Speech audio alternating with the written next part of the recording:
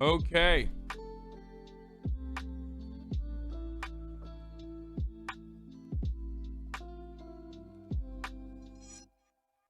I just want to get started off by apologizing to everybody in New Orleans.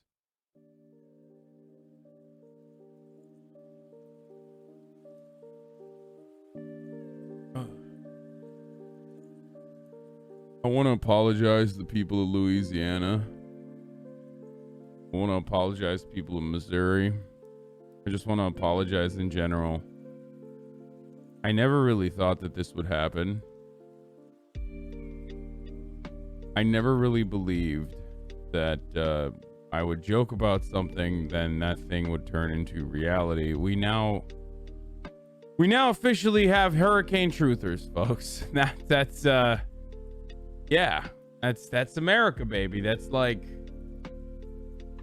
that's just how America be. Okay, if there is a fucking or Mississippi, sorry, I said Missouri.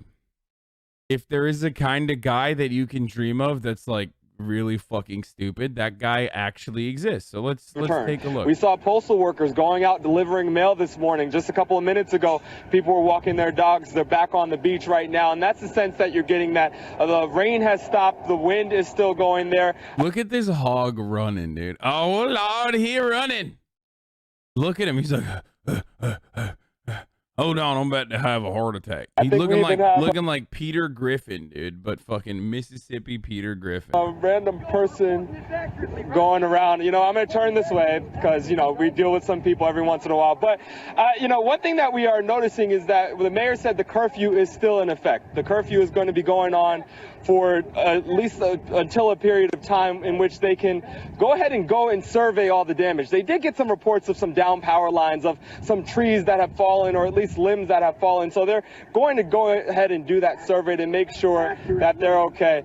Craig, I'm going to toss it back to you because we have a person who... We have a hog here. He's high off that ivermectin, okay? Sipping on that ivor. Man, I'm fucked up off that ivor, you know what I'm saying? Like, shit got me fucking zooted, okay? Making me see things, I've been pooping out my intestinal lining for the past goddamn week, brother. I'm fucking pooping it out. First of all, I'm sorry, but Shaq, no content. Like, Shaquille Brewster, where is the content, dude? Like, what are you doing? Obviously they can't do that. It's a big fucking company. MSNBC probably has a policy against stream snipers. You know what I mean? Especially because like that encourages other stream snipers. If you ever like, you know what I mean? Like, it's just yeah. But that's content right there. Needs a little help right now. Yeah. Hey. Yeah, this guy's going, hey, brother, you're out in the studio. You're in fucking, you're in DC or New York or wherever. No one can hear you. Hey.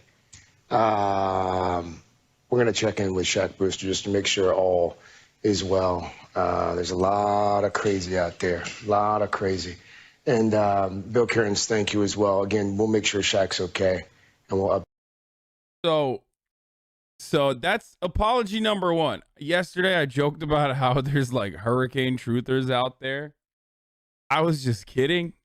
I didn't realize that there's actually hurricane truthers out there. Like, a lot of people got mad at me. This isn't as crazy as you think. Mississippi gets hit harder than New Orleans repeatedly for the eastern side of these storms and never gets the coverage. Help New Orleans does. It's sad as fuck. I mean, he was screaming, saying that, like, are you going to cover the hurricane with the truth? Are you going to cover the hurricane normally? Like, are you guys going to lie? But your intentions were to kid, not to be offensive, right? Bitch, I'm still joking. I'm not actually sorry. What the fuck is wrong with you guys? Of course it was a goddamn joke. And the joke isn't about fucking victims of the hurricane. The joke is about fucking COVID deniers who are psychotic. Okay? God damn, there's so many fucking weirdos on the internet this morning. The other reason why I was probably fucking, dreaming about psychotic shit was because I woke up and I was reading the quote tweets. And god damn, dude, the quote tweets are so fucking dumb. Like, people are just insane. People are like, I hope a fucking, psychotic right winger murders you. Like, I hope your house burns down, you fucking piece of shit. Like, dog, it's not even about like the fucking victims of the hurricane. Like, it has nothing to do with the hurricane. Yeah, I'm not actually like, I'm not actually sorry about it. I thought it was fucking funny. And then they're like, every fucking weirdo groiper was like on it, like, oh, dude, this dude is a F word. This dude is a fucking R word. Like, yeah, I hope he gets killed. And then I click on their profiles and it's like Hitler dancing, like, like digital Hitler dancing. And they're like, this is so cool.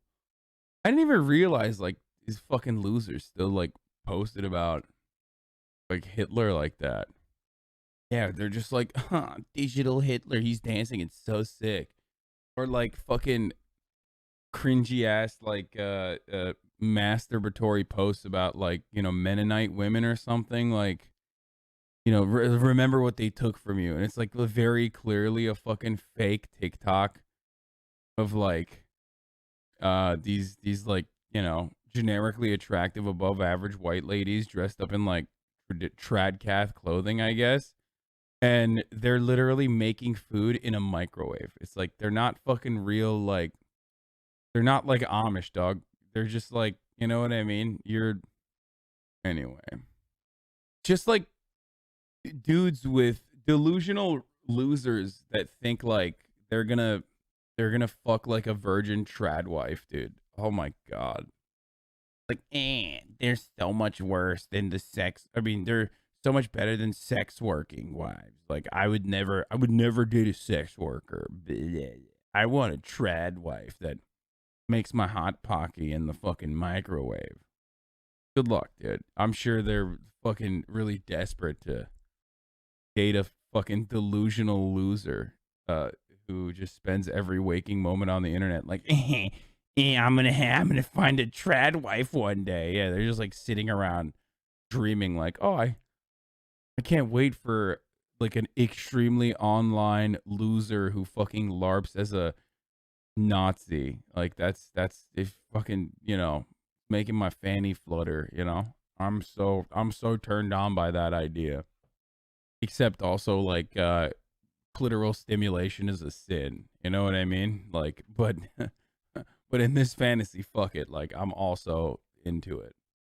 I made that up. I don't even know if that's a sin or not. So sorry to the fucking, trad wives out there. What? I'm sensitive?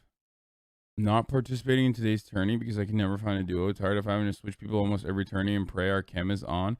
Most people have already given a gaming duo, so it's hard to find one in the circle. Hopefully I can find someone and grow together. Get back on COD. She needs you.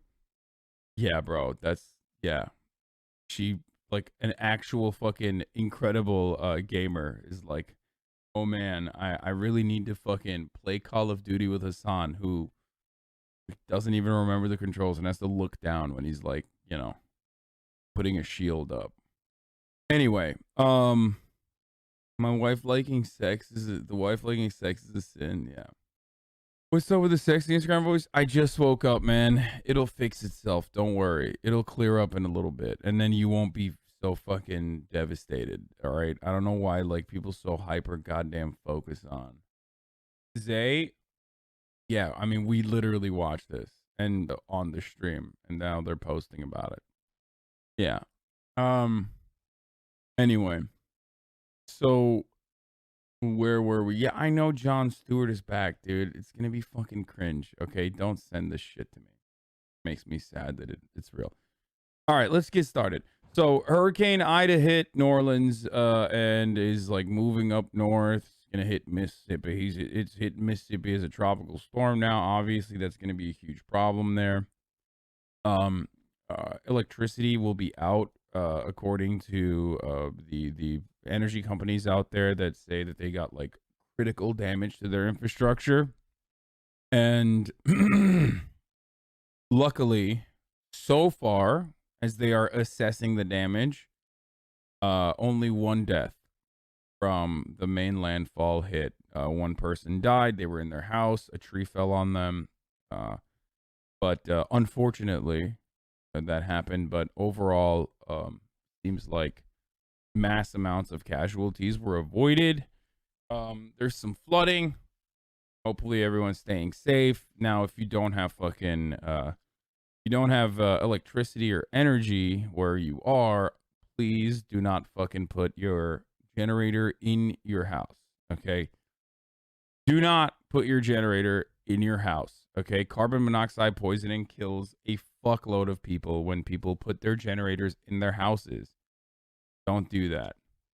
Someone in the comment section of some idea post wrote a dissertation randomly about backup generator safety. Makes a lot of sense now. Yes.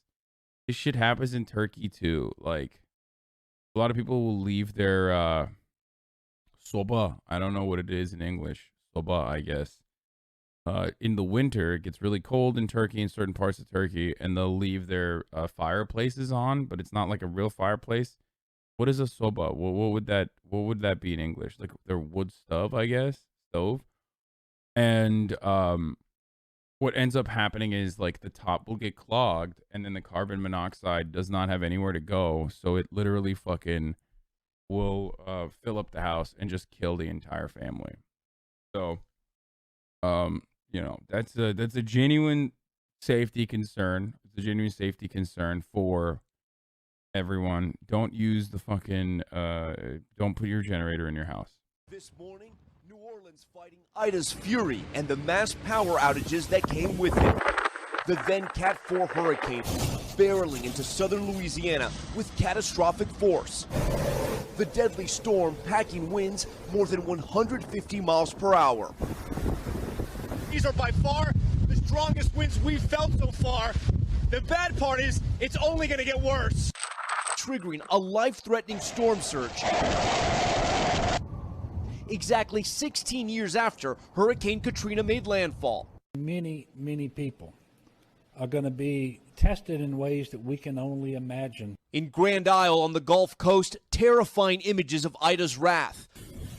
Rising waters and whipping winds, leaving buildings partially submerged in water. Flooding outside the fire department, making it impossible for first responders to reach those in need. Those folks are just going to have to hunker down and wait for the storm to pass. Massive trees, no match for Ida's gusts. The winds ripping off part of a hospital's roof near the coast in Galliano and leaving mounds of debris on the streets of New Orleans' French Quarter. The damage so bad, the entire city now without power. Ida's rapid rise to a Category 4 storm taking even the experts by surprise. Officials counting on improvements made in the years since Katrina to keep people safe. We were able to tell people to shelter in place with some degree of comfort. Ultimately, if we have to evacuate people post-storm, we will. Yes, generators are a bigger problem in most circumstances than the actual fucking storm. Like, the winds are heavy, roofs get fucking blown off and shit like that. Okay? But the real fucking issue is people putting generators in their fucking homes and then dying of carbon monoxide poisoning.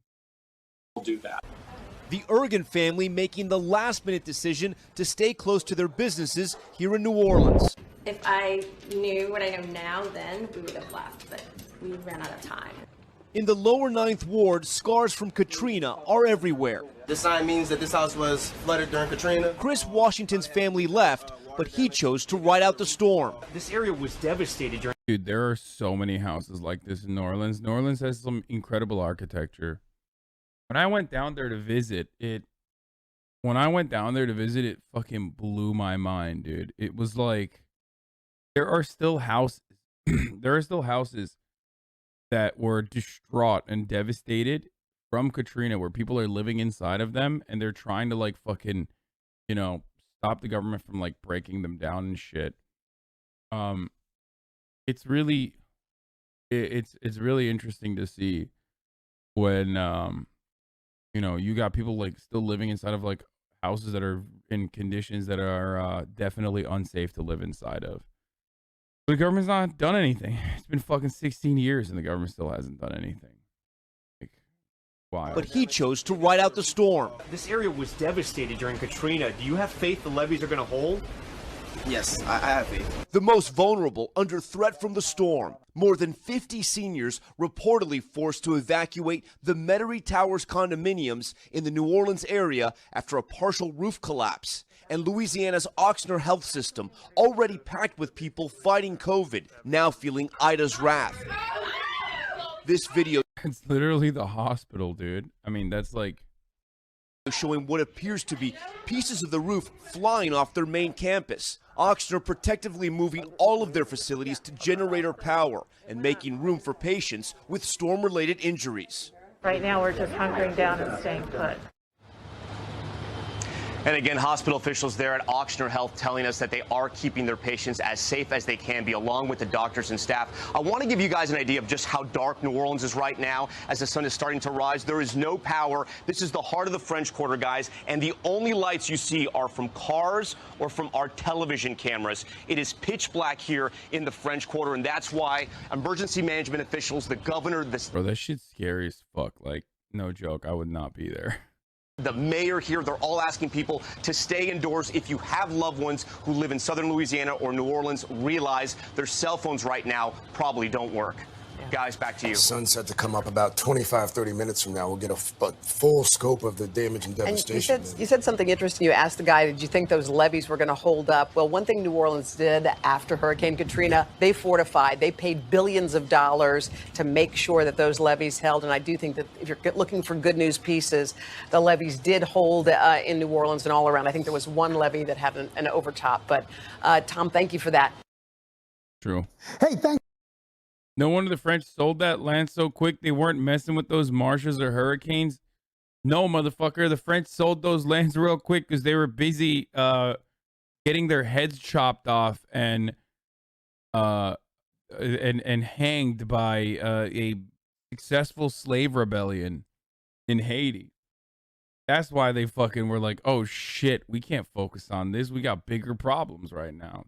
Drone footage from some of the flooding today. Braithwaite, the Louisiana hurricane, Ida. Oh, this is like where the fucking levee was overtopped. Damn, dude. It's fucking nuts. Like, what happens? Like, what these houses are. Holy shit, this guy was just like, he knew. This is the one motherfucker in the neighborhood who was like, nope. He's like, nope. I don't give a fuck about this levee, baby. Nope. He did. He did the Fortnite, dude. Holy shit. Yep, another one. Some of the dudes in the neighborhood were like, I don't trust this fucking levee, dude. Are you kidding me? I drove my Chevy to the levee and the levee was dry, but, you know, fuck that. Dude, that cannot be safe, by the way. Like, little above ground pool action. He's got a much larger pool now, this guy. There are houses in the coastal SC that are built on stilts because of hurricanes. Yeah, I know. We talked about how levees are actually making the floods worse in poorer neighborhoods because it, like, what you're supposed to do is build the levees away from the water basin and, like, have enough land so that the water can be sucked up when the water level rises in the rivers. But this is wild, dude. Like, people are just straight. Yeah, they need to. You're supposed to build a buffer zone, but of course, America, not going to happen. So instead, what people have been doing is just like building. They've been building higher and higher levees, and the wealthier neighborhoods keep building even higher levees, which is very expensive. And then the poorer neighborhoods get flooded even worse as a consequence of that, because then there's nowhere for the water to go to distribute evenly, right? So there are issues with levees as well. It's not like a foolproof system in the same way that we thought it was. We watched a video on this yesterday from Vox and ProPublica. But yeah, not good overall. Not great. Why does it cost $14.5 billion to pile up dirt?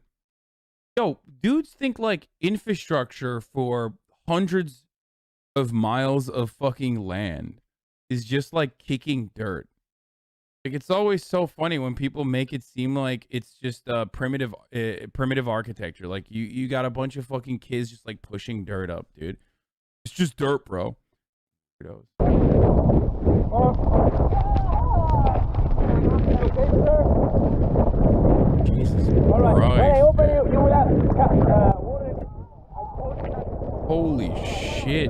That's insane. There's somebody in there, I think. I think there's somebody in there. They like. Nobody's in there.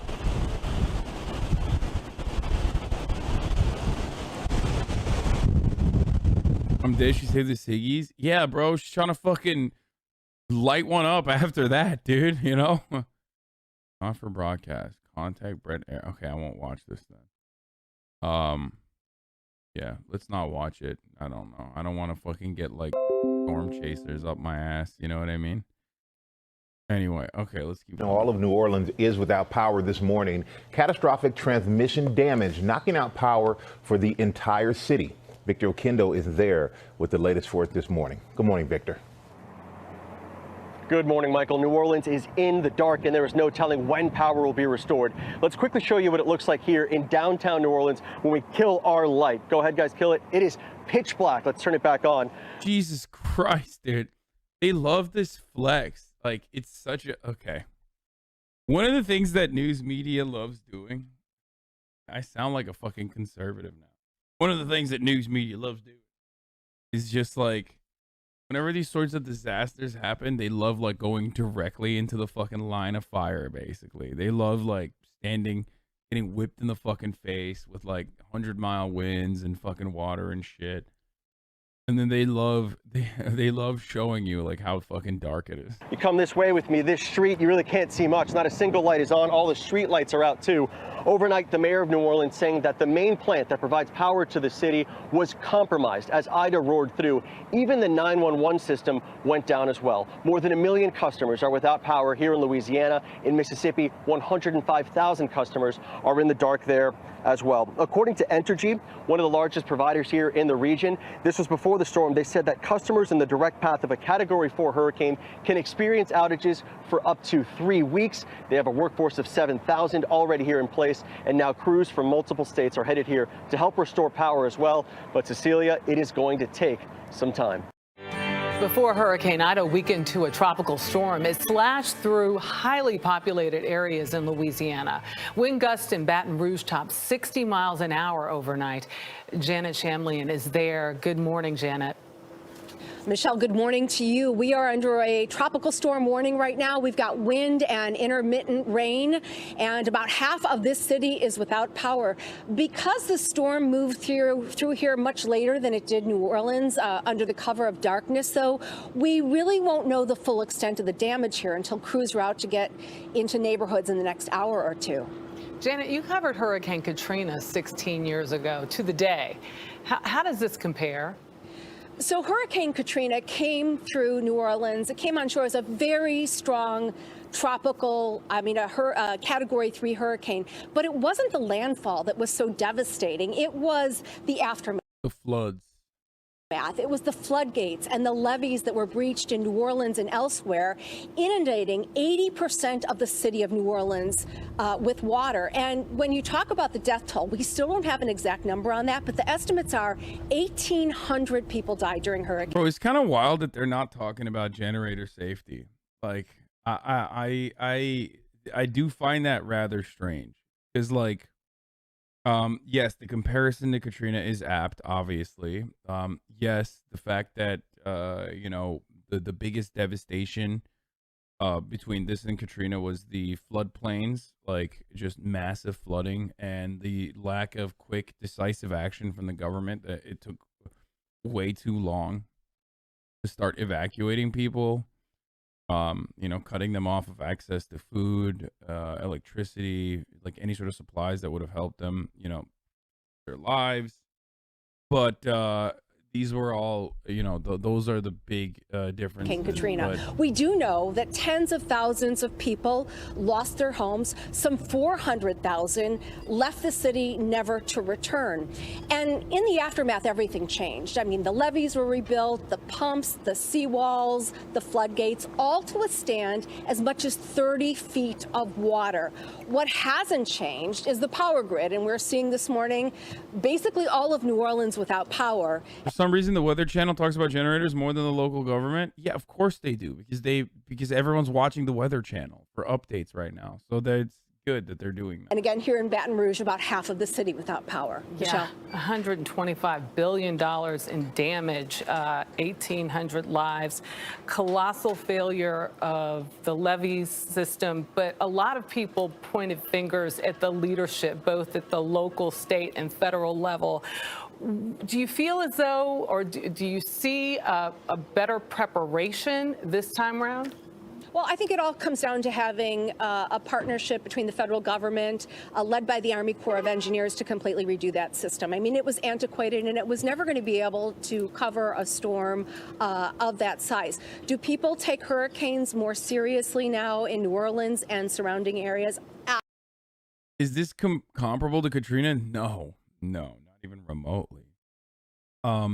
They spent $14 billion, up to $14 billion worth of like Dutch engineers, and the Army Corps like absolutely fucking took necessary precautions that demonstrably worked this time around. Now it might not fucking work next time around, because you know climate change is creating an opportunity for more and more erratic and extreme weather events that normally were like once in a lifetime, if that.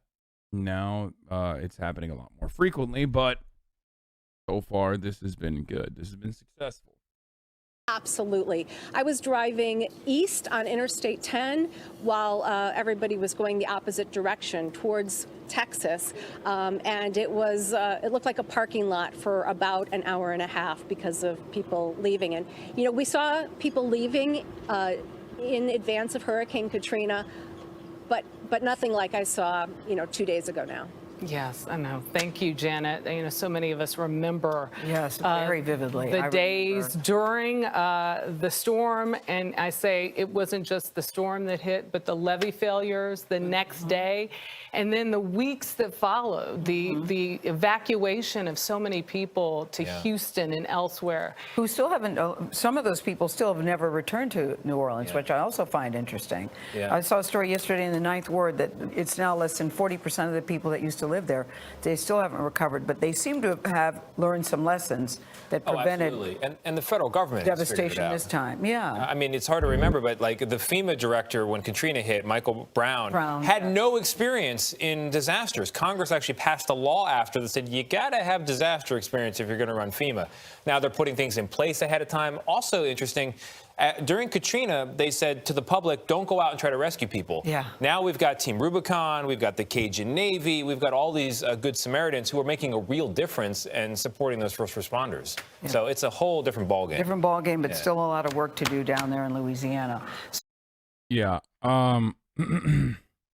Let's look at the Louisiana residents that are still trapped by massive Ida floods. They're turning to social media for help, and then afterwards we will look at the 10 years post Katrina back in 2015 when the New York Times did coverage on like the recovery and the relief and the lack thereof, obviously. Anyway, luckily the levees did not break this time, and luckily they held up. There was one that overflowed. Let's keep going. Rolling into the Louisiana coast overnight. The devastation in the region felt throughout small towns, many without the kind of infrastructure New Orleans built up after Hurricane Katrina. The strong winds and heavy flooding that Ida brought wreaking havoc on power lines, houses, and roads.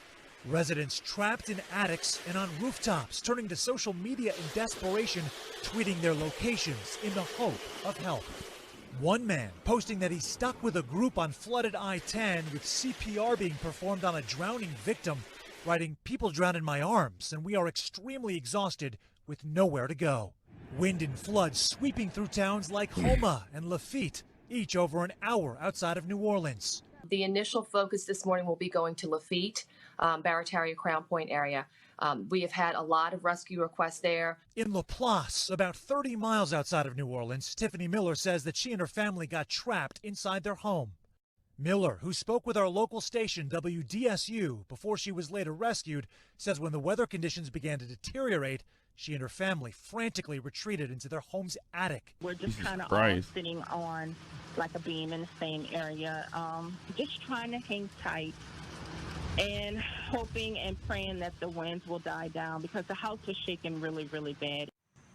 Craig Hoda, I just spoke with a woman a little while ago who said she is waiting to try to reach her friend right now, has been unable to do so. The 911 communications in New Why doesn't the government help people evacuate beforehand? They do. They do. They do. Not everyone listens to the evacuation protocols. And also, some people don't have the means to evacuate. Maybe they got like older people. They have a hard time immediately evacuating.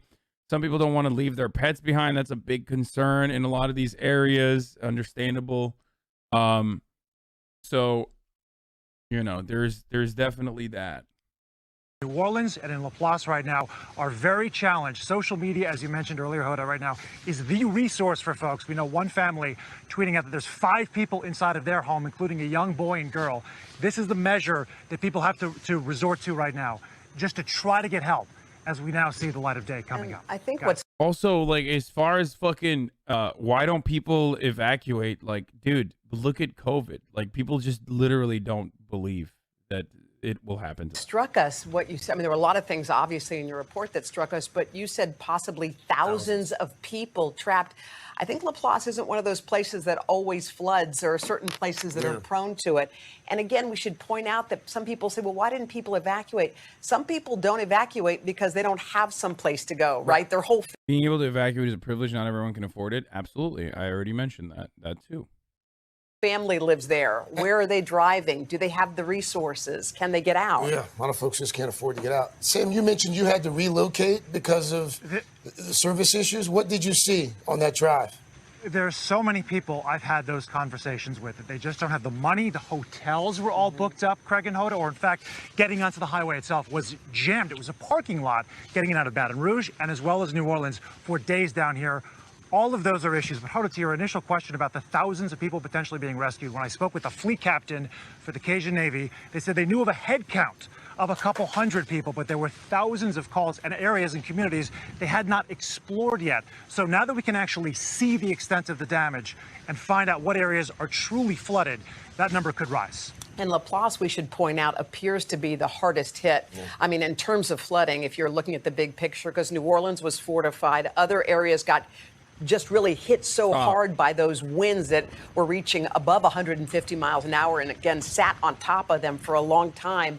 But Laplace is one of those places that seems to be the hardest hit of all that we've seen. So we're glad that you made it there. We know that wasn't an easy journey. And please keep us informed because I think you're right there in the heart of it. Sam Brock for us there in Laplace. Sam, we'll come back to you in just a bit. This is an area that you know well. And coming up in just a few minutes, we're going to actually talk to the aforementioned Cajun Navy, this volunteer group that goes out and tries to rescue folks. These are men and women with boats. Yeah. Because when you think about it, not the sheriff's department, they might have some vehicles. Yeah. These are people who volunteer. They take their boat. They actually have Facebook pages, Craig, where they're looking for people. They're saying, tweet your address, tell us where you are. We're coming to get you. And it's just good to know that somebody can get out there because the police are stretched super duper thin. So and for the thousands who are apparently trapped, that's welcome news.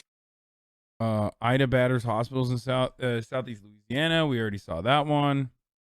Okay, let's look at the recovery and relief after 10 years after Katrina. For those of you to develop a better understanding. For those of you to develop a better understanding of like how little recovery and relief happened in the aftermath of Katrina, this will be instructive. Now, you might have guessed it already, but New Orleans is Louisiana has, as a state, some of the worst income inequality, some of the worst wealth disparity on the planet. They have incredibly poor black people, especially in areas that are devastated by Hurricane Katrina. And they have incredibly poor white people as well, but they're incredibly fucking poor. Like, they have some of the wealthiest people in the same zip code and also some of the poorest people on the same zip codes. Why? They have a lot of oil wealth, but it does not get distributed evenly or adequately. They have a massive port. But again, the gains are not distributed evenly or adequately amongst the working class there. So it is a perfect example of what do they do with prisoners? Oh, prisoners are forcibly evac, so it doesn't matter. Like, prisoners get evacuated. They have no rights, so they literally fuck prisoners. and move them. Usually. So yeah, it's incredibly corrupt and it's incredibly unequal. Lots of people are stranded here. I didn't think this had turned out to be Armageddon. I was wrong. Yes, if you go to New Orleans, you'll see like these beautiful fucking French Quarter mansions that were built in like the 18th century that have been like renovated numerous times over, and then literally like right down the block there are houses made of cardboard with like boarded up fucking windows, and people like writing fucking like, we live here still, please don't, you know, destroy this house, with no energy. It was devastating coming back. You could tell like it wasn't gonna never be the same. You know, we were thinking we would be in our home by now. You had to pump your neighbors up. I work hard to try and better my children's life. This is about this city, what it has been through, but also what it's becoming. New Orleans in 2015 had been altered not just by nature. In some neighborhoods, it is booming as never before. In others, it is returning to pre-hurricane realities. Incredible food, by the way. Some of the best food in America, I would say. Incredible culture, incredible food. It's a beautiful fucking city. The culture is deep in these roots around here. I mean, it was always musically oriented. I fucking love NOLA. I really used to do. be mostly all musicians, all family, colored people. All the musicians, they always hung out in the Trimette.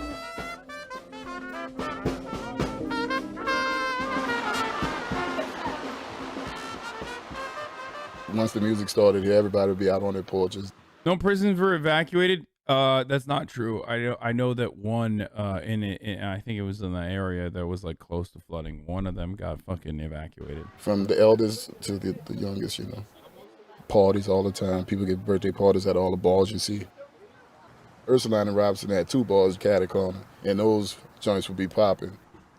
Most of them are closed up now. The people aren't here anymore. They didn't come back. I would love to be able to buy a piece of property in this neighborhood and have my kids grow up the way I did. It's above my pay grade. The neighborhood is a different neighborhood now. It's not the real 6th Ward no more. All these people coming buying all the property up. It changes like almost a gated community. And they don't want this culture to keep going. Only time you really see some culture around is when they have a big funeral at the funeral home where everybody knows everybody, and you see the old faces that you used to seeing, you know. Then it feels like the old place again, but those people are only here. Yeah, I know the prisons were evacuated. I don't know why people are saying that that's not the case. Like, I know, I covered it yesterday. For a little while. Don't test me on this shit, motherfucker. Dear Lionel Dixon, our office has conducted an inspection of the above referenced property. The structure has been substantially damaged by the floodwaters of Hurricane Katrina. Each of these agencies be advised that proper permits are required for all repairs, construction, elevation.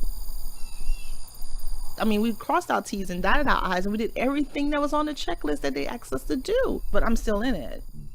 I feel that they should fulfill their promise of, okay, we're going to help you.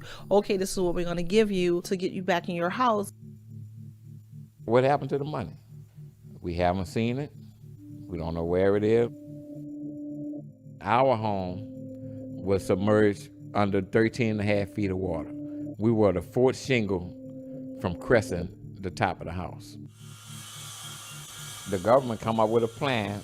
They were devastated too. They never went through anything like this. You know, they were doing things as they went. I mean, it's a lot of red tape. We have a house that's paid for. We really didn't want to go and get into more debt. We stayed in Mississippi for a while till we were able to come back. You know, we were thinking we would be in our home by now. Thank you for the Spirit of the Lord that is ushering recovery and restoration. Thank you that it is. I'm the type of person, when you tell me that I can't do something, that makes me work even harder, not just for me, for my children. I don't care if I'm 75 years old, the house is going to stay in my family because it's something we work hard for. That's why I'm still in it. And we could be tracking the conversations and engagement. So more as a software as a service platform. So get on your dashboard, real-time analytics, 3 years worth of kind of refinement and building. I think the storm created a culture that is unlike any other as it relates to a startup community. People are here because they absolutely love it and are very committed and passionate about this place. I feel like for us being in New Orleans, it embodies the happiness quotient, and not just the smiley face happiness, but a happiness that's rooted in a lot of resiliency and engagement with life that I've not experienced anywhere else. This isn't about each individual startup. This is about this city, what it has been through, but also what it's becoming. The city where the strong survive. 2005, even the strongest died. All my life, I was born and raised in New Orleans. I ain't moving to Cali, your project, till I was about 7. If you had to be raised in the poverty, the project was like one of the best places to be raised, I think. I lost my son in this particular area. We was just sitting on a porch and drive by. And the kid that killed my son was from this particular area. There was a housing development that was here that was one of the most dangerous in the city.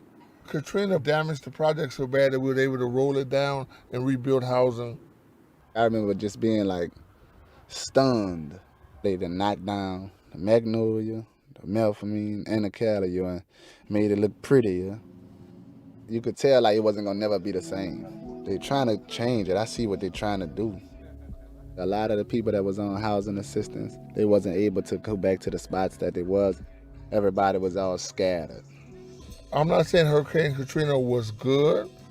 Yeah, there's like, you see a fucking situation. You see a situation like where natural disaster devastates an area, specifically housing projects, which is like the closest you can get to socialized housing, social housing in America. And it's treated as an opportunity to rebuild for a completely different demographic and a completely different level of wealth. Really fucking annoying. But we were able to make some good things happen out of some bad things. Lakeview is the Mayberry of New Orleans. It's the little pocket of small town in a big city. I really got into the demolition business as an emotional reason because I really want to be part of rebuilding my city. No meeting ever set anybody on fire and said, hey, okay, well, they're coming in to fix the streets and turn on Demo diva. the power, and it was never like that. You had to pump your neighbors up, and if you touched one, he touched the next one. It has been an expression of love, really, to be part of cleaning up something and to be part of a greater purpose. We have only become more resilient. I think the city has only gained. When we left for Katrina, I was feeling like I'm getting a second chance to start over.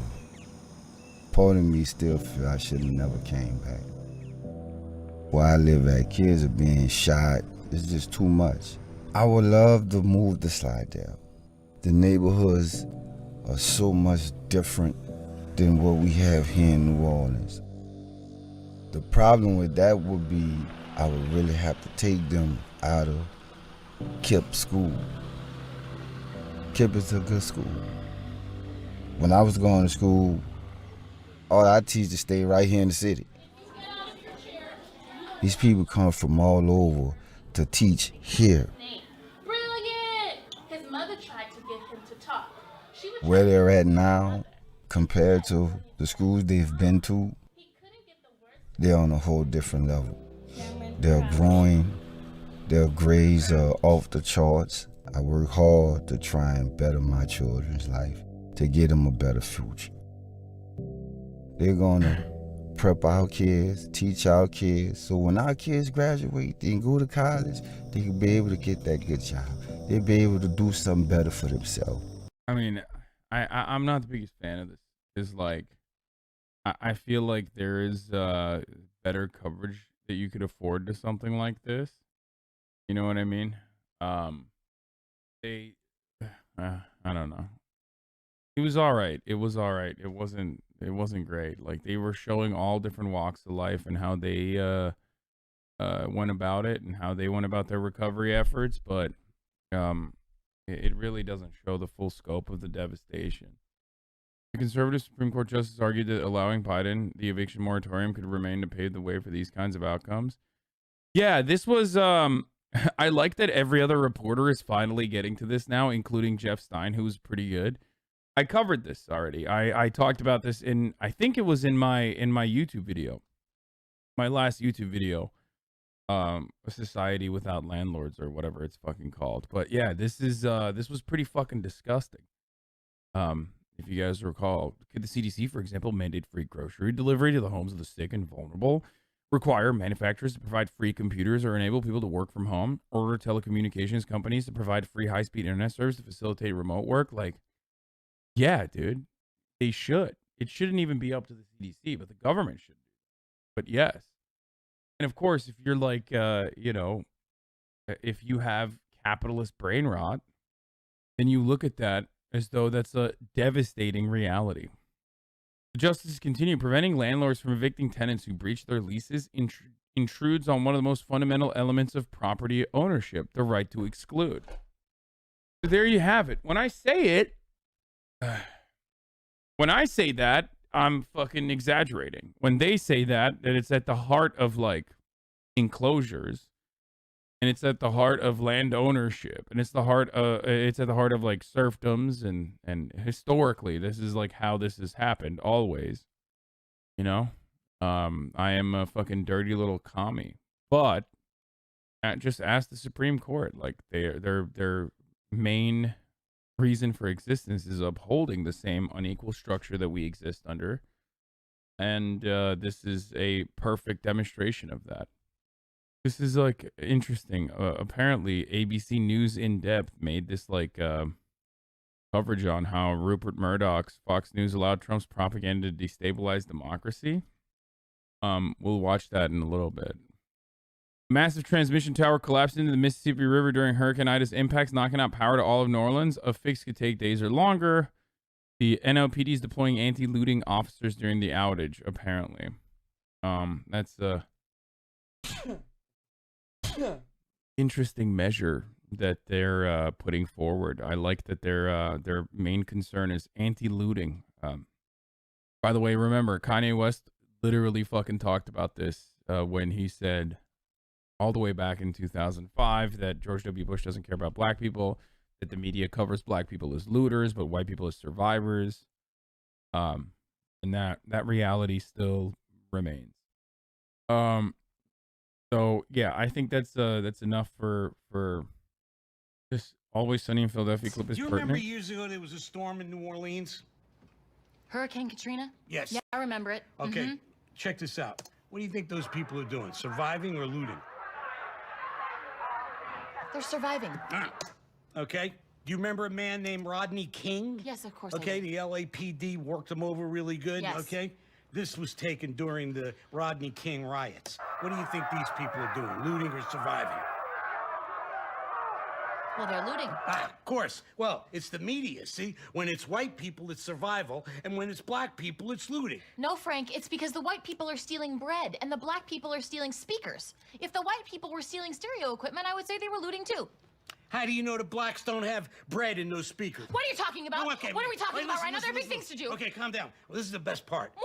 Oh, yeah, just check this out. This was taken during the riots. Do you recognize anybody in there? What are you doing in the video? I happened to be out in L.A. during the riots. I was on business. And to steal ski equipment, I guess. Yeah, well, I went in for a loaf of bread. I took some skis. Everybody's happy. Not the people who... Anyway, black people are also, even when black people are taking toilet paper and bread and whatnot, they're still considered to be looting. So if you remember, they literally did this during what was it? It was like a couple years ago. I remember covering it for the Young Turks, where there was a grocery store that was being looted. It was a grocery store, and the people in that area had no access to amenities for a couple days, or they knew that they were not going to have access to amenities, the business owner literally was like, it's fine, just let him take everything. But the news media still went down their local news and were narking on the people that fucking, yeah, there were news media immediately there narking on the people that were like literally fucking taking toilet paper out and like, you know, bread out of the grocery store. And I remember covering that and defending it and being like, what the fuck are you guys doing? Like, why are you literally narking on these people when the business owner himself doesn't care? And the entirety of the right wing chat on me. I remember still saying like, I think it's okay for black people to steal. You loot expensive shit for resale value. You can't carry $500 worth of bread, but you can easily carry $500 worth of electronics that you can resell and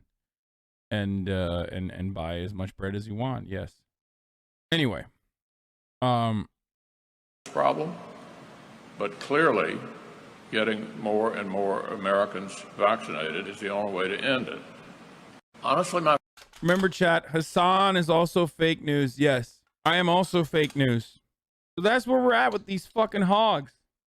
Also, I have to issue an apology to a NGO operative by the name of Felix Lengyel, also known as XQCow, Quebec's greatest mind, Quebec's greatest policy correspondent.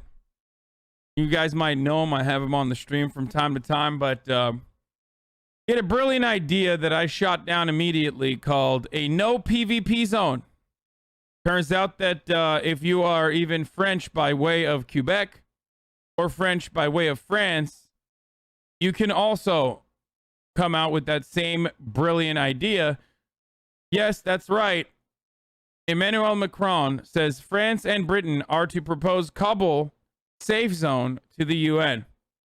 Macron says we must do a no PvP zone, just like our greatest brilliant minds, the Quebecois. Quebec's greatest brilliant mind, the referee, XQ put forward the hon. I mean, after all, the man has been with the Taliban for so long. He knows. So yes, France, Britain, and Germany are working on a United Nations proposal aimed at establishing a safe zone in Kabul to allow safe passage for people trying to leave Afghanistan. French President Emmanuel Macron said on Sunday they are going to be putting a no PvP zone in Kabul. That's right. XQC has more political sway than you do, and he's not even from France. Shaking my head. What the fuck is that weak beta shit, bro? You're a Sigma. I made fun of XQC, but he was right. Okay? So I apologize. There will now be a no PvP zone in the Kabul. This is a very good way of dealing with the PvP that's happening in Afghanistan. Hillary the Hawk, Donald the Dove. Oh yeah, Donald Trump came out with a new statement.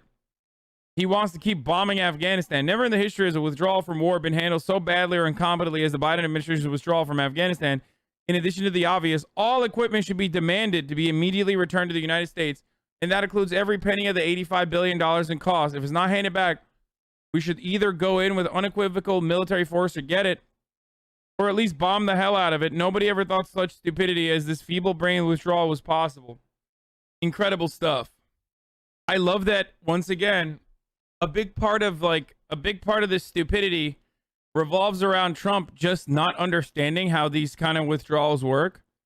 Historically, all of that equipment usually is destroyed in a withdrawal, right?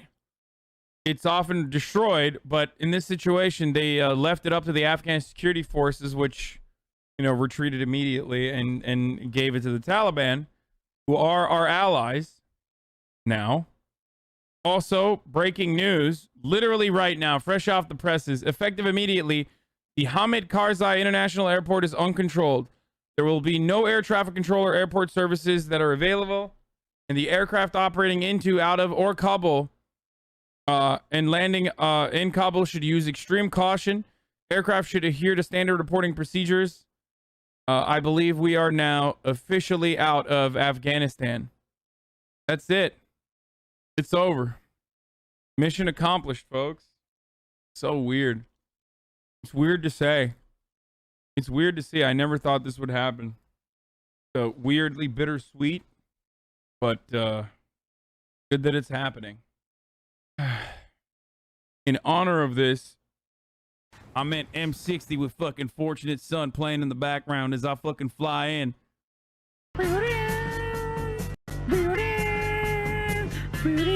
That's it, folks. We did it.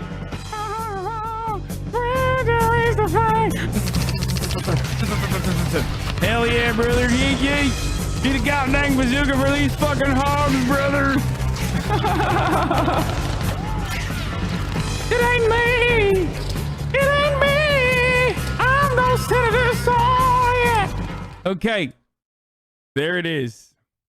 What about our troops? The fuck do you mean? That's what that means. That means that the troops have completely withdrawn. Is there more info? I'm surprised Joe Biden hasn't said anything about it. Is he coming out to talk? Nope. Oh. It's now August 31st in Kabul, the day of the deadline for the U.S. exit. Secretary of State Blinken is set to speak at 5 p.m. EST. Okay. Now, I don't know what is going to happen.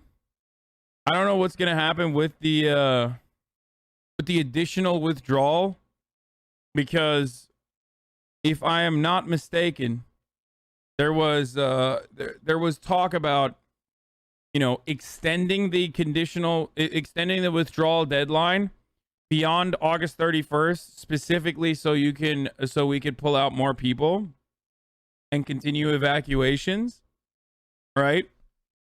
Don't forget, Trump's the one that took most troops out and left like 2,500 when Biden came in. Joseph Robinette Biden is set to speak on this in the upcoming days. As midnight passes in Kabul, the Pentagon adds a briefing with CENTCOM commander in addition to Blinken comments. At 5 p.m. Eastern, the White House says to expect to hear from the president in the coming days on the end of Afghanistan mission, but not today. The 3 C-17s have just left the Hamid Karzai International Airport in a row. The time is now midnight in Kabul. This could be the end of the U.S. presence in Afghanistan. Looks like 3 tankers over and around Afghanistan, possibly to meet the C-17s and refuel them on their way out of the country. Wow. I never thought I would say that. Like, I literally never thought this war was going to end. I never thought that we would actually get to a point where I would be reading these fucking headlines. White House reporter AP reports Taliban guard at Kabul airport says last American planes have flown out after 2 decades of war. There's still no U.S. confirmation, but there's a FAA confirmation.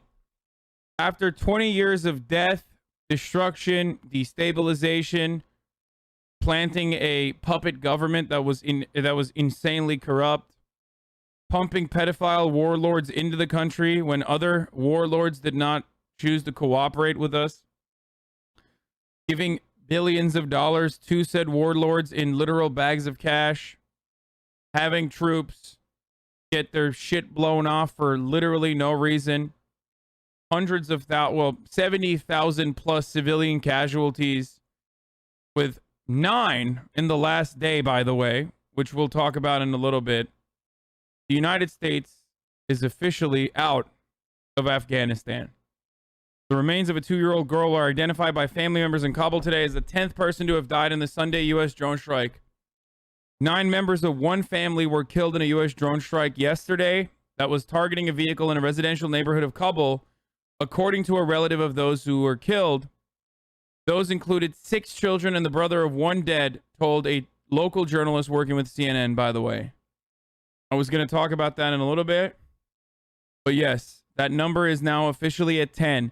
10 people from one family, including 7 children, were killed by a U.S. drone strike in Kabul on Sunday. At first, I thought it was the Taliban, one survivor said, but the Americans themselves did it. A parting gift, if you will. Additional reporting also came out that the U.S. military was responsible for some of the 100 casualties in the original explosion that was linked back to ISIS-K. We talked about that already, if you remember. There was a breach in the security line. An ISIS-K member was able to get through and kill 13 U.S. troops, which everyone's been talking about. But then also more than 100 Afghan citizens died, including some Taliban members as well, in that explosion, which most people were not talking about. And we found out that the part of the deaths, we don't know what the exact number is, but part of the deaths were linked back to U.S. military presence there, as the Marines that were holding off the airbase, or the airport rather, started opening fire on every person on the ground in the fog of war, and ended up killing a bunch of people, ended up killing a bunch of civilians. Now, when people say, but the car could have killed probably 100 people, I guess for sure they took the 10-ish risk and less arms. Sadly, war is dumb. Yes, there is no way to deal or intercept bombs in any other way. You are correct. They had to kill the kids. There is no other way to do that. You're right. You have to kill children. Hell yeah, an eye for an eye, baby. Oh, kids died. Never mind. So if they were civilian adults, that's okay. So that's where we're at. To turn to the crisis in Afghanistan. Overnight, multiple rockets were fired on Kabul airport in a new attack ahead of tomorrow's deadline for the withdrawal of all U.S. troops. Ian Pannell joins us from Doha, Qatar with the latest. Good morning, Ian. Yeah, good morning, George. This latest attack and the attacks before that just underscore quite how dangerous and difficult this mission is. And as the clock ticks down, so those risks continue to increase. And for Americans and our Afghan allies who are stuck outside the base, well, they know time is now running out. Overnight, as many as 5 rockets fired towards U.S. troops at Kabul airport, the U.S. military launching an anti-projectile defense system. But officials saying it's unclear if any of the rockets were intercepted. There are no reports of casualties and the airport remains operational. With America's longest war almost over and all troops set to leave, the final few hours remain the most dangerous. The urgency to evacuate greater than ever. Only 50 American citizens able to get out in a 24-hour period over the weekend. At least 250 who say they want to leave still remain. This is the most dangerous time in an already extraordinarily dangerous mission these last couple of days. And so we will do everything possible to keep people safe, but the risk is very high. Despite warnings another terrorist attack could be imminent, hundreds of Afghans still crowding the gates to the airport. Parwana, who worked for the US and has SIV status, was told to go to the airport almost 2 weeks ago, but can't get through. She says she feels as if she's been abandoned and left for dead. Our life are destroyed, our future are destroyed. We have no jobs, no future in here. Earlier Sunday, less than 5 miles from the airport, an unmanned American drone striking a vehicle, eliminating an imminent ISIS-K threat. The vehicle believed to be carrying a substantial amount of explosive material that caused powerful subsequent explosions. An Afghan official telling ABC News 6 civilians were killed, 4 of them children. That's what happened, by the way. For those of you who just look at it, they dropped a fucking drone in the middle of a fucking crowded ass neighborhood and murdered an entire family. And for those of you who think like this is crazy, what the fuck? Obviously this is the only way to deal with the threat. Or for those of you who think this doesn't happen in the United States, well, let me tell you something. The LAPD recently blew up intercepted fireworks, illegal fireworks, in a black neighborhood. They blew it up literally in the middle of a fucking black neighborhood instead of taking it somewhere else inside of their demolition truck. And I think 2 old people died as a consequence of that, with many injuries. So no, they do that in America too. We do that to our own fucking citizens. They blew up an entire American neighborhood. That's completely irrelevant. Really? It's white supremacy that is working. It was a Hispanic neighborhood. Sorry. It's white supremacy that's working that allows us to feel as though, these neighborhoods are not relevant enough to treat with care and consideration. That the humans that live in those neighborhoods have lives that need to be preserved. So no, it is actually incredibly consistent. We don't give a fuck about Afghan civilians. We don't give a fuck about Afghan lives. Just like we don't give a fuck about black and brown lives here in America. No, 2 people died after. Don't say they didn't die. 17 people were injured immediately in the detonation. But I believe 2 people died like weeks later. 2 older people died weeks later. Just because it's consistent doesn't mean it's acceptable. It's not acceptable. You and the U.S. Ambassador to Afghanistan, Ross Wilson, aboard. While the military evacuation is complete, the diplomatic mission to ensure additional U.S. citizens, including 10 officers, you think that shit was deliberate? No, dude. It's the lack of care and consideration that you would blow something like that up in the middle of a fucking neighborhood instead of transporting it elsewhere, dumbass. That's the point. That's what I'm saying. Do you not understand? Just like it's the lack of consideration to civilian casualties that are regarded as collateral damage. That's why they can get away with like just fucking dropping a goddamn precision drone strike in the middle of a crowded neighborhood. That's the point. And no one cares. You can have that kind of negligence.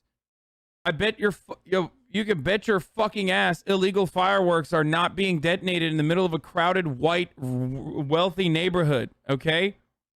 Yeah, the South Los Angeles fireworks blast contributed to 2 deaths, families say.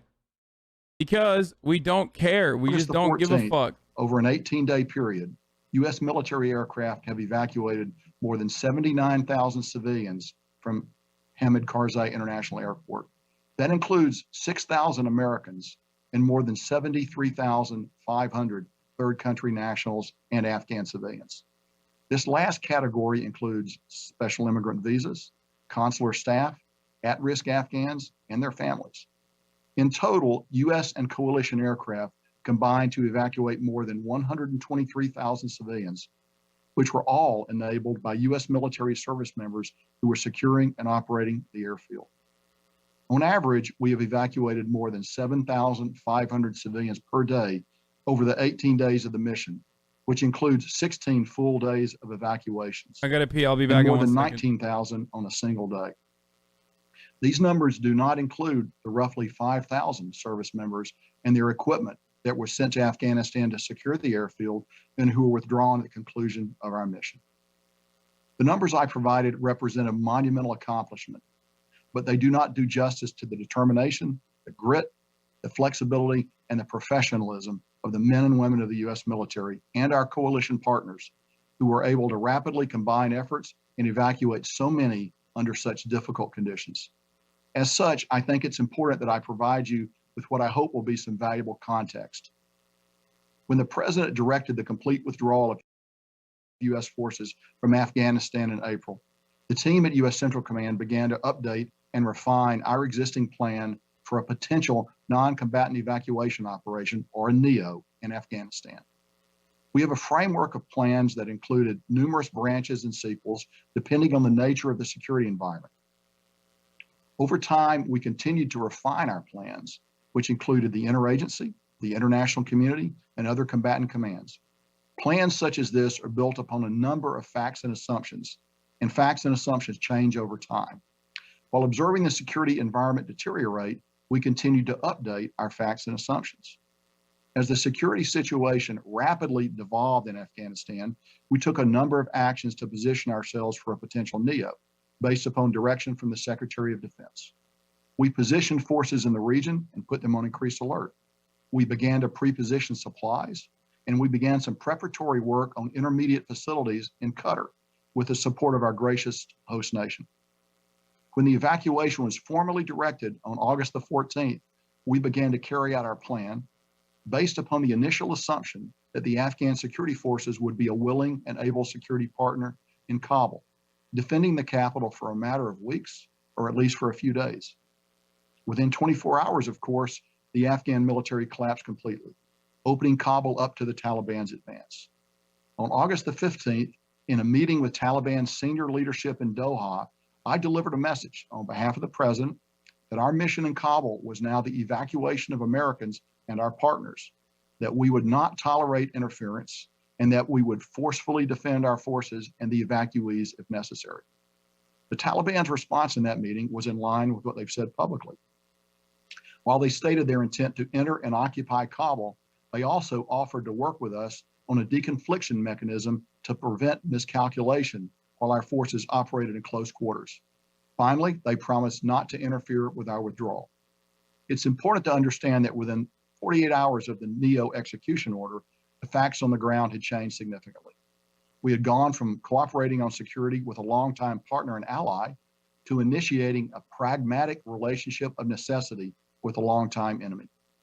Into that environment, Rear Admiral Pete Vaisley and Brigadier General Farrell Sullivan of the Marines, and subsequently Major General Chris Donahue of the Army's 82nd Airborne Division, deployed and employed their forces and did extraordinary work with the leading elements of our reinforcement package to safely close the embassy in one period of darkness, or one evening, to establish a deconfliction mechanism with the Taliban, to establish security at the airport, and to bring in the rest of our reinforcements into the airport. They accomplished this difficult list of tasks within 48 hours of supporting the transfer of the embassy to the airport. I visited Kabul on Tuesday, August the 17th, to see the work being done to establish security firsthand and to observe the transition to the evacuation. I left on a C-17 that brought more than 130 Afghans and American citizens out from Karzai International Airport to Al Udeid Air Base in Qatar. Our men and women on the ground at the airport quickly embraced the dangerous and methodical work of defending the airport while conducting the hand-to-hand screening of more than 120,000 evacuees from 6 different entry points under the airfield. We also conducted 3 separate helicopter extractions of 3 distinct groups of civilians, including at least 185 American citizens, and with our German partners, 21 German citizens. Additionally, U.S. Special Operations Forces reached out to help bring in more than 1,064 American citizens and 2,017 SIVs, or Afghans at risk, and 127 third country nationals, all via phone calls, vectors, and escorting. We have evacuated more than 6,000 U.S. civilians, which we believe represents the vast majority of those who wanted to leave at this time. It would be difficult to overestimate the number of unusual challenges and competing demands that our forces on the ground have successfully overcome. The threat to our forces, particularly from ISIS-K, was very real and tragically resulted in the loss of 13 service members and dozens of Afghan civilians. I've said this before, but I'd like to say it again. We greatly appreciate the contributions of the many coalition partners that stood with us on the ground at Karzai International Airport. I'm just going to single out one nation as an example of the many: the Norwegians, who maintained their hospital at the airport and who were absolutely critical for the immediate care of our wounded after the Abbey Gate attack. Even after the attack, they agreed to extend the presence of their hospital to provide more coverage for us.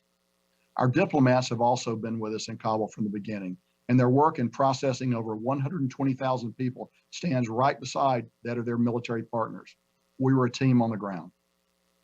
As I close my remarks, I would like to offer my personal appreciation to the more than 800,000 service members and 25,000 civilians who have served in Afghanistan, and particularly to the families of those whose loved ones have been lost or wounded.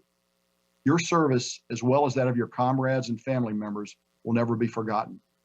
My heart is broken over the losses we sustained 3 days ago. As the poem by Lawrence Benyon goes, we will remember them. The last 18 days have been challenging. Americans can be proud of the men and women of the armed forces who met these challenges head on. I'm now ready to take your questions. Thank you, General. Woke military. With the lead at AP, I would ask you to, because we're limited on time, to please limit your follow-up so that more people can get questions asked. Go ahead, Lita. General, thanks for doing this. It's Lita with AP. Can you give us a sense of whether or not there were any American citizens or other civilians who were taken out on any of those last couple of C-17s that flew out this afternoon? And can you give us a picture of what you saw with equipment and other things getting either destroyed or removed at the airport before they left? Lita, so no American citizens came out on the last, what we call the joint tactical exfiltration, the last 5 jets to leave. We maintained the ability to bring them in up until immediately before departure, but we were not able to bring any Americans out. That activity ended probably about 12 hours before our exit, although we continued the outreach and would have been prepared to bring them on until the very last minute, but none of them made it to the airport and were able to be accommodated. We brought some of it out and we demilitarized some of it. Let me give you an example of something that we demilitarized. You're very much aware, of course, of the rocket attack that occurred yesterday, where 5 rockets were fired at the airfield. Our CRAMs were very effective in engaging the 2 rockets that did fall on the airfield, and we believe they probably kept them from doing more significant damage. We elected to keep those systems in operation up until the very last minute. It's a complex procedure, complex and time-intensive procedure to break down those systems. So we demilitarized those systems so that they'll never be used again. And it was just we felt it was more important to protect our forces than to bring those systems back. We have also demilitarized equipment that we did not bring out of the airport that included a number of MRAPs, up to 70 MRAPs that we demilitarized and will never be used again by anyone, 27 Humvees, the little tactical vehicle that will never be driven again.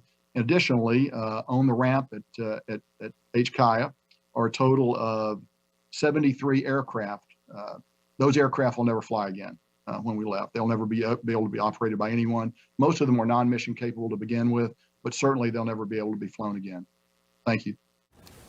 No, he's not wrong. I mean, they blow up all this shit, dude. Yeah, that's just normal military protocol to like, why the fuck would they spend another $1 billion flying back like old ass Blackhawks and shit that they're never going to use? We've already decommissioned them. We've already bought so many newer equipment.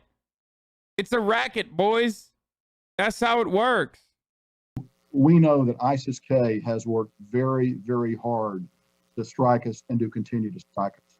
We feel that the strike we took yesterday in Kabul actually was very disruptive to their attack plans and threw them off stride. And I think that was one of the significant reasons why they were not able to organize themselves. I don't think this streamer knows anything about force protection at all. That's why he can say things like this. I will tell you, the Taliban... This streamer? You mean General McKenzie doesn't know anything about fucking decommissioning military equipment? Like, that's what you're saying? He's a streamer? You can't mean me, because I'm just echoing his sentiment. Jen. General McKenzie, Jennifer Griffin from Fox News. If I could just have you reflect personally, after 20 years of war, you've served there, you've now watched the last troops leave, you've lost troops in recent days. How did it feel leaving Afghanistan to the very group that you overthrew 20 years ago, the Taliban? Overthrew. Well, as I sort of said in my remarks, as you know, I've been there a couple times. My son's been there a couple times. And it was very, I was very conflicted actually, but I would tell you, I was pretty much focused on the task at hand. I'll have days ahead to actually think about that, but there was just so much going on in this headquarters, and we were so completely focused on getting our troops out and in the days before getting our citizens out and vulnerable Afghans to the best of our ability, that I did not have a lot of time for reflection. I'm sure I will do that in the future, but right now I'm pretty much consumed with the operational task at hand. That's a good question, and I am going to be thinking about that in the days ahead. Your message to Americans and Afghan allies who were left behind? So the military phase of this operation is ended. The diplomatic sequel to that will now begin. And I believe our Department of State is going to work very hard to allow any American citizens that are left, and we think the citizens that were not brought out number in the low, very low hundreds. I believe that we're going to be able to get those people out. I think we're also going to negotiate. He's smiling because he's thinking about the book he's going to write as he sits on the board of Raytheon for the rest of his life. Our desire to bring these people out remains as intense as it was before. The weapons have just shifted, if you will, from the military realm to the diplomatic realm, and the Department of State will now take the lead on that. Nancy. Can you clarify just a couple points. Can you tell us how many people are on that final C-17 flight? Can you tell us where that flight is headed? And you mentioned that General Donahue talked to his Taliban, essentially his counterpart. Can you give us any sense of what role the Taliban played from a security perspective to allow the U.S. to safely depart Kabul? Yeah, so I'm not going to be able to answer the first two questions because those operations are still concluding as to where those aircraft are going and the exact disposition of our forces on the aircraft. I can tell you this, though, about what the Taliban has done. They established a firm perimeter outside of the airfield to prevent people from coming on the airfield during our departure. And we've worked that with them for a number of days. They did not have direct knowledge of our time of departure. We chose to keep that very information very restricted, but they were actually very helpful and useful to us as we closed down operations. I want to go to the phones. I haven't done that yet. Dan Lamoth. Hey, thanks for calling on me. General, can you give us a deeper level of detail on what this last day looked like in terms of number of flights, number of people you had on the ground to start with, who might have been on that last plane, particularly senior leaders, and kind of just how this all played out? Corporal Dagan Page from Omaha, Nebraska was one of my best friends growing up. He was one of the 13. I can't even wrap my head around it. Rest easy day.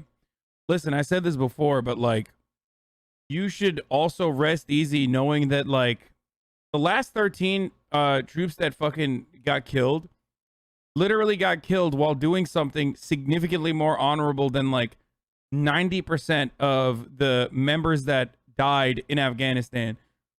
Half of those dudes that died to explosions, IED, shit like that, they died in vain. I'm sorry. It's like a really sad reality. But at least Corporal Dagan Page and the 12 other individuals, they died while they were evacuating civilians out of a fucking war zone. You know what I mean? They didn't have to die. They should not have fucking died. But at least, you know, they were doing something that was good. Like, they were doing something that was good. It's ridiculous and horrible to see chat mock my fellow veterans and active duty members who did the job downrange while they play video games. Well, if you think that's ridiculous, then, you know, welcome to the fucking Hasanabi broadcast, because the reality is, like, yeah, those people were all fucked over. Like, that's the reality. Okay? They weren't doing the duty downrange to, like, defend anybody's fucking free speech or whatever kind of idiotic nonsense, like, it fills your brain when you go out there. That's the unfortunate reality. Would you rather have me, you know, lie to you and spare your feelings? Or would you have me treat you as an adult and tell you, no, you got fucked over?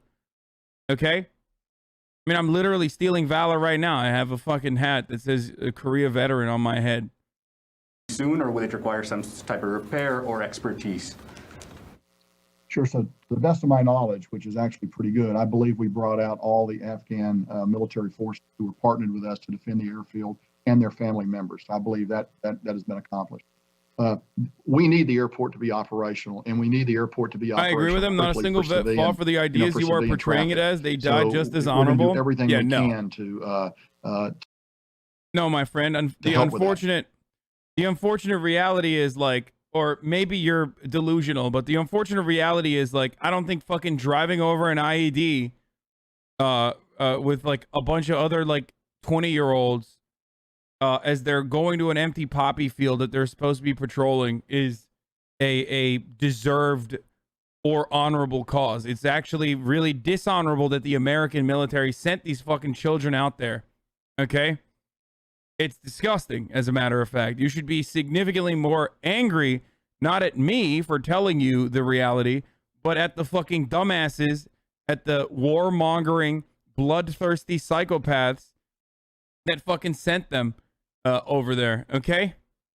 You know? Half of those dudes didn't want to be there. Almost all of them were like, I don't know why the fuck we're here, okay? Hey, but a lot of people made money. Just not you or your buddies. Let's be real. I think more people should be honest about this. And I'm not going to be dishonest about it and fucking lie to you to spare your feelings and you know, tell you that this is not the reality when it actually is. What are your thoughts on the class characteristics of the military? I think a lot of people get it wrong. There are military families, upper middle class, certainly. Not all of the military is like the fucking poverty draft, okay? But what we fail to recognize is that a lot of middle class families are not exactly fucking caked up either. Like, people often say, oh, that's not true. It's not all poverty people. It's not all homeless people that like join the military or whatever. It's like middle class people, actually. They make up the majority of the military. It's like, dog, they make up the majority of the fucking military, but middle class people aren't exactly caked up either. They're going there so they can fucking get a free college education, maybe get a car, you know what I mean? And get healthcare. That's why they're doing it. It's insane. So no, middle class people in this country aren't exactly caked up either. Okay? Friends and partners. And so for that short period of time, our issues, our view of the world was congruent. It was the same. Finally, I do believe the Taliban's going to have their hands full with ISIS-K, and they let a lot of those people out of prisons, and now they're going to be able to reap what they sowed. Tara. Thank you. General Mackenzie, Tara Kopp with Defense One. Can you assure the American public that every single U.S. service member... The chatter you were talking to was in the 555th Fighter Squadron, which is flying fighter jets, so he basically didn't do any of the groundwork and was significantly better than the infantry. Wait, how do you know that? Made a list before I joined and you named 3 out of 5? Yeah, it was a pointless death, unfortunately. So, for so many, for the overwhelming majority, it was a pointless death, and that is the reality. And that should piss you off. When I say that, you should get angry. I say that so you do get angry.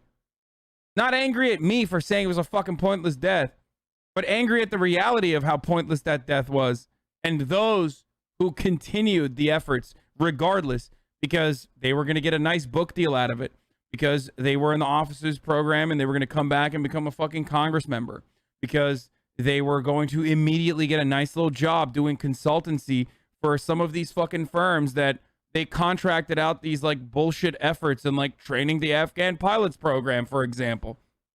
Okay? That's who you should be mad at. $2.7 trillion over the course of 20 years. 80 billion specifically went to training. 90 billion specifically went to training the Afghan security forces. You should be angry. Not angry at me for telling you the fucking truth. Angry at the people who lied to you for 20 fucking years and who hid the truth from you for 20 fucking years. Who, a lot of them are sitting in that room right now acting like they give a single fuck about the Afghan civilians or give a single fuck about the troops as they fucking bang on the war drums over and over again to extend that horrifying reality for so many people. Yeah, it's good that you're mad, but recognize what you're mad at. Recognize who you should be mad at. You're going to get fucking mad at a dildo, a 30-year-old dildo Twitch streamer, okay? Then you're a fucking idiot. You're duped. You're still duped. You're not understanding the situation, okay? Yeah, oh man, I'm mad. I'm mad at the fucking Twitch streamer. Fuck you. My efforts were not in vain. Like, yeah, okay, you want people to lie to you. You want to, and I understand that. I understand the interest in like continuing the facade, because pulling the fucking rug, or rather, sorry, pulling the veil from over your eyes is a difficult process. And everyone's going to keep lying to you. So you can go virtually anywhere else in the United States of America, and they will keep lying to you. They'll say, oh, I respect your service, sir. So good that you did that for us, for our freedom of speech. Thank you. You know, you'll get, 10% off jalapeno poppers at Applebee's. Okay. Was that worth it? No, I don't think so. I don't think it was fucking worth it. But anyone who tells you like, I love that you serve. Thank you. Thank you for your service.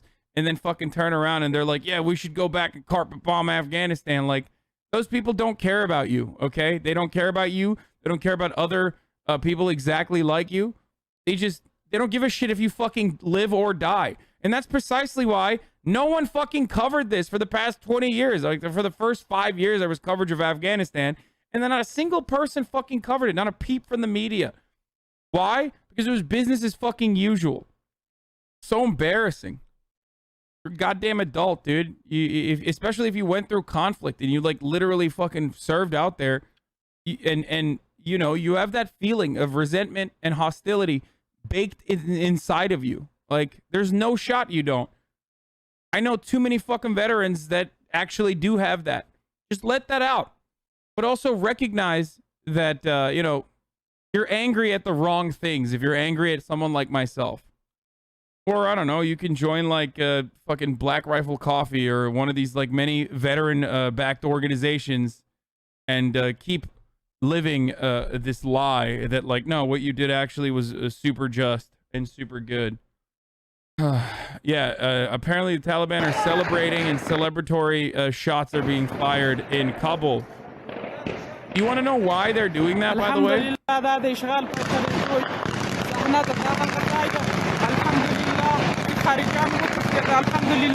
They're celebrating because the occupying force is out. So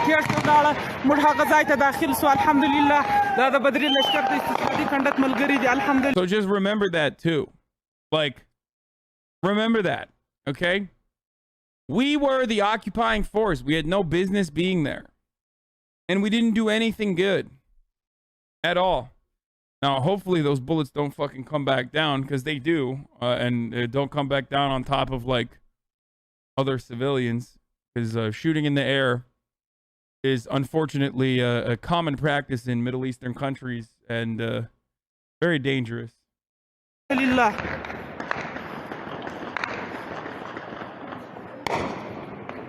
Hard for a lot of veterans and Americans to acknowledge it, but their deaths weren't just pointless, but they also caused the cruel and illegal deaths of Afghan and Pakistani civilians. That's true.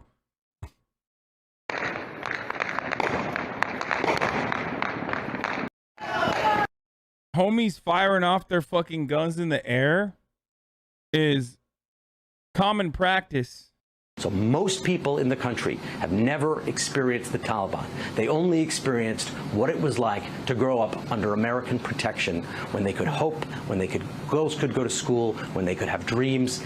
And now that is gone. And I fucking hate this guy, dude. I hate him so much. With the Taliban back in power, making promises, which may or may not. Motherfucker, like hundreds of people died in the past couple of days. America just blew up a fucking ISIS vehicle that they say had bombs in it and murdered and wiped out an entire family yesterday, dude. Yesterday! The U.S. forces who remain there and can't get out. Exactly. And these Afghan translators, Afghan women journalists, Afghan lawyers and judges who had sent the Taliban to jails, they are still there. And they've been desperate to get out, but the private charters, the non-government, non-profit organizations that were trying to get them out after Thursday's bombing, the ISIS-K accomplished their purpose of halting access to the airport, because after that, those gates had to be closed. And what you just heard the general say is that in the last 5 flights, over the last 12 hours, there were no American citizens on board. They couldn't get to the airport. That transition to the airport, there were some helicopter extractions done by the military, but they could not do that after the follow-on threats from ISIS-K that there was an imminent attack. They repelled 5 rocket attacks just this morning. And also, of course, that drone strike yesterday. So they say, he said to just now, that really did degrade ISIS-K's ability, but that's a real threat. He warned that they are going to have the Taliban, which he said has been helpful and useful, as you were just pointing out to Richard, that the Taliban is now going to have their hands full, because there are the highest number of ISIS fighters right now on the ground, 2,000, he said, at least 2,000, because they were released by the Taliban from the prisons. And that has proved. And you fucking happy I closed some of my goddamn tabs? Because the civil war in Afghanistan. You fucking babies. Because the Taliban is not only going to be fighting some resistance in some provinces, some outlying provinces from Afghans, but they are going to be fighting the ISIS-K. They're using the Al-Qaeda connected Haqqani network from Pakistan, who are on the ground now, as their security, but it is a stew of terror groups that are now going to be running Afghanistan. All right, Andrea Mitchell, thank you so much. Let me bring in our chief White House correspondent, Peter Alexander, who's with us from the White House. Peter, I'm wondering 2 things. Will we hear from the president on this historic day? And secondly, to what Andrea just said, you heard the general say over and over again, the mission will continue. The State Department will still try to get people out, but I wonder functionally how the administration plans to make that happen. No, Kate, that's a really important question. It's one, even as we were hearing from the general there, I was hearing from those who are trying, private citizens who are trying to get out Afghan allies of the United States, those former Marines, retired Marines and others who served with those allies, trying to get out those members still stuck in that country. And they were asking me, how do we do this? Where do we send them? The journey by land is simply too dangerous. So there are some real challenges right now. The United Nations earlier today acknowledging that the plight in many ways for those Afghan civilians is just beginning. The refugee crisis, the humanitarian crisis associated with that is still a significant issue that the Biden administration is going to have to deal with now as it tries to resettle so many of the tens of thousands of those who they were able to get out over the course of the last several days and weeks. As it relates to the president himself, his public schedule is effectively closed for the day. They announced what they call a lid, which means we are not expected to hear or see from him today. It's likely that we would hear in the form of a statement released from the White House. Jen Psaki, the press secretary, earlier saying that President Biden would address the end of this war in the coming days, to use her words. But as we come to the end of a 20-year war, what to so many wasn't just America's longest war, but also a forgotten war, it has certainly not been forgotten to the more than 2,400 Americans. Shut the fuck up, bitch. It was literally a forgotten war. You guys never covered it. Shut up. Lost their lives. Shut up. Several days, as we've been hearing from the family members, so many of them, the average age of those 13 who lost their lives, Kate, was just 22. For the record, like, that was deliberate. That was by design. Here's the reality, okay? Coffins were not fucking shown in the same way that they were during Vietnam. And that was by design. It was literally the military-industrial complex and the media working side by side. They didn't want you to know the human casualties. They pushed it away. It also worked alongside the opiate crisis. It worked alongside the homelessness crisis. They never fucking wanted you to see this shit. They didn't want you to see it so you would forgore. Okay? Now. Well, Kate, I can tell you that New Orleans and Louisiana are hurting right now and they need help. There are pockets of destruction like this you see behind me, but the real damage is to the infrastructure here in New Orleans. More than 1 million people have no power throughout the Gulf Coast because of Hurricane Ida, and they've been told it's going to take weeks to repair. We were just out at a giant electrical tower, probably 10 stories high, Kate.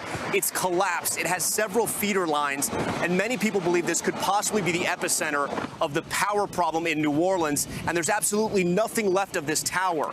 I was out with some power crews earlier today as they were being briefed, and we were told, and they were told, I should say, I heard their manager talking to them saying it's going to be a marathon, not a sprint. So people are being told they're not going to have any power, any electricity, any AC, any cell phone service for possibly weeks, still in the middle of summer here in New Orleans when it's very hot.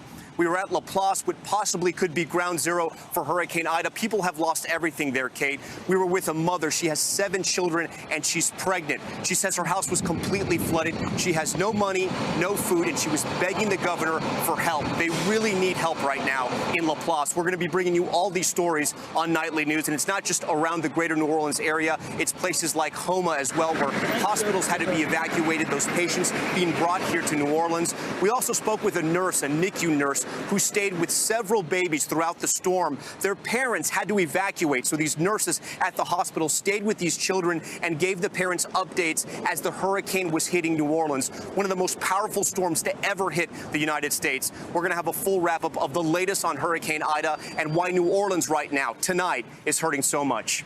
Kate? And Tom, we're also seeing flooding in other parts of the state, even search and rescue, as I said, continuing at this hour.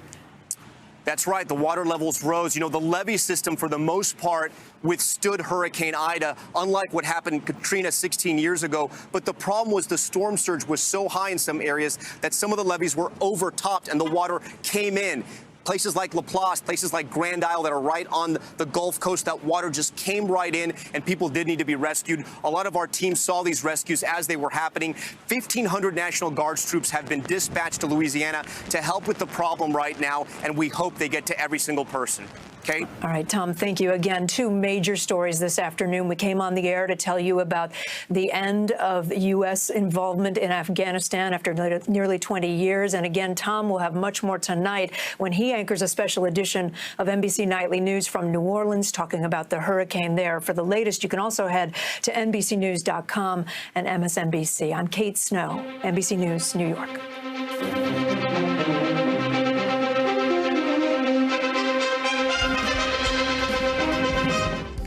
everyone. I'm Allison Morris. You are watching NBC News Now. Here's what's happening. America's longest war now over. Every single U.S. service member is out of Afghanistan. What else the Pentagon is saying about their departure. We start with the end of the withdrawal in Afghanistan. NBCNews.com senior White House reporter Shannon Pettypiece is here, along with NBC News global security reporter Dan DeLuce in Washington. Dan, first to you. CENTCOM Commander General Frank McKenzie announcing all U.S. troops are officially out of Afghanistan. What else did we learn from the Pentagon today? That's right. It was a historic moment by any measure, the end of U.S. involvement after 20 years. The last C-17 took off at 3:29 Eastern Time. General McKenzie, the head of Central Command, told reporters that this was the end of the mission, the end of the evacuation, but he also said it came at a cost of more than 2,500 U.S. troops. Here's what the general had to say just now.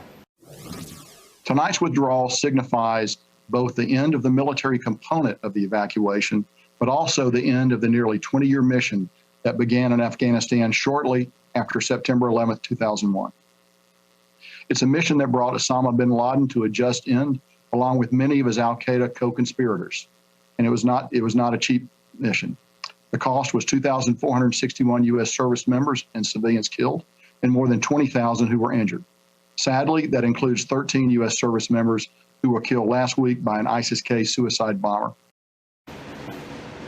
So that is General McKenzie trying to sum up 20 years of war, and that is really over now for the U.S. military. That mission is over, and he talked about how it had succeeded in the killing of Osama bin Laden and a lot of al-Qaeda militants. But of course, the end was by any measure ugly. It was unpleasant. It was difficult. And there were 13 service members killed just in the final days there in the chaotic scenes at the airport. All right, Shannon, how about the president? I know the White House called a photo lid earlier, which means we don't expect to see him again today. But have we heard anything additional, or do you expect to hear anything additional from the administration tonight? Well, Press Secretary Jen Psaki had a briefing this afternoon. She said we could hear something from the president in the coming days. We did have an opportunity to hear from the president earlier today, but it was talking about the hurricane and storm response, and reporters were taken out of the room before there was an opportunity to ask questions. So no comments today at all from the president on Afghanistan. As you mentioned, we have been told not to expect any additional public appearances or events from the White House, so we could get some sort of written statement in the form of a press release or a tweet, perhaps. But of course, the president has come under enormous criticism in the past recent days, recent weeks, for how this war has ended, criticism from both Republicans and Democrats. So the White House really has been on the defense on this front. But Press Secretary Jen Psaki earlier today saying once again that the president has no regrets, no change of mind or opinion on his decision to pull troops out of Afghanistan. Dan, ISIS-K claiming responsibility for the rocket attack at Kabul's airport today. What else can you tell us about what happened here? I know the Pentagon was saying earlier that they were concerned about those active threats continuing until U.S. troops were out, which we know has now happened. So I know they're not as concerned for U.S. military any longer, but certainly a scary day today, right up until the very end.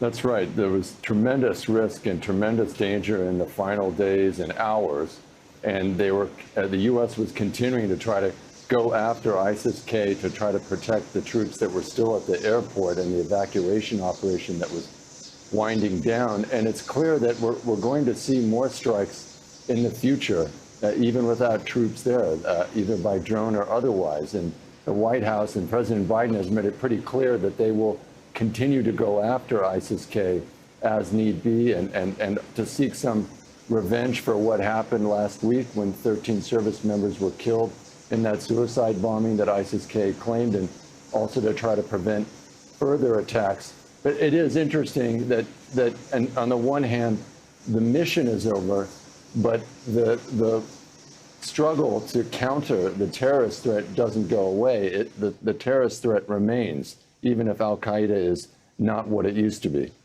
Shannon, a quick question for you before we go about the president's update on Ida. You mentioned that he heard from FEMA, from state leaders in Louisiana. The president has declared a federal disaster in that state. What else is the White House doing to help the Gulf Coast?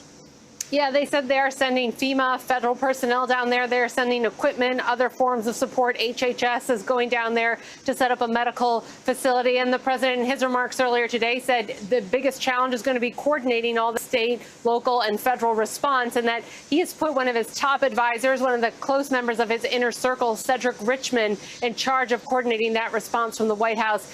Richmond is a former congressman from Louisiana, so few know this area and the people and the dynamics of this region better than he does. The president essentially told governors, if you need something, call Cedric Richmond and he'll come to me and you'll get what you need. All right. Shannon Pettypiece, Dan DeLuce, thank you both so much. Dan, you referred to this earlier, but today is a day that will certainly go in the history books. America's longest war now over. Thank you both so much. This is one of the last pictures of Sergeant Nicole G. Take a look. She's holding an Afghan infant outside Kabul airport just days before she and 12 other American service members were killed in a suicide bomb attack there. All of them returned home to the U.S. yesterday with a dignified transfer at Dover Air Force Base. For more on these American heroes, here's NBC News correspondent Aaron McLaughlin. Hey, Allison, this is the hometown of Sergeant Nicole G., just 23 years old. She was one of 2 female Marines to have died in the Kabul airport attack. We spoke to her father, who told us that he would like Nicole, as well as others, to be remembered as heroes. She's my hero. She's a warrior. A heartbreaking loss made even more poignant by the words and images she shared. I love my job, Sergeant Nicole G. wrote just days before the attack, under this now iconic photo of her cradling an Afghan baby. And when people see that photo, they see compassion. Mm-hmm. As her father, what do you see? She's just my baby. Yeah, it's my baby. Richard Herrera foresaw the photo on TV before the bombings. He'd been sharing it with friends and family, proud as only a father can be. Then he learned the devastating news. It broke me for a while. It hit me hard. G's father, just one of so many grieving. President Biden and the First Lady paid respects to the fallen at Dover Air Force Base over the weekend. The president meeting with families in mourning as their bodies were transported with military honors. While in cities and towns across the nation, tributes poured in for the deceased, including Marine Sergeant Yohani Rosario from Massachusetts. We will always remember her as the hero that she is. The town of Wentzville, Missouri, honoring Lance Corporal Jared Schmitz.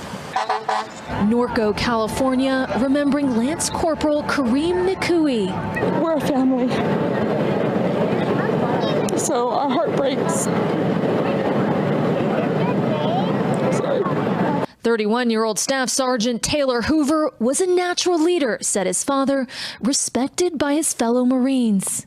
It's going to be hard to go on without him, but we know that he died doing exactly what he wanted to do. He went out his way. 22-year-old Navy Corpsman Maxton Soviak was just a kid, his older sister posted on Instagram, writing, "My beautiful, intelligent, beat to the sound of his own drum, annoying, charming baby brother was killed yesterday, helping to save lives." Most of the 13 were just kids, some just babies on 9/11, which led to the war in Afghanistan.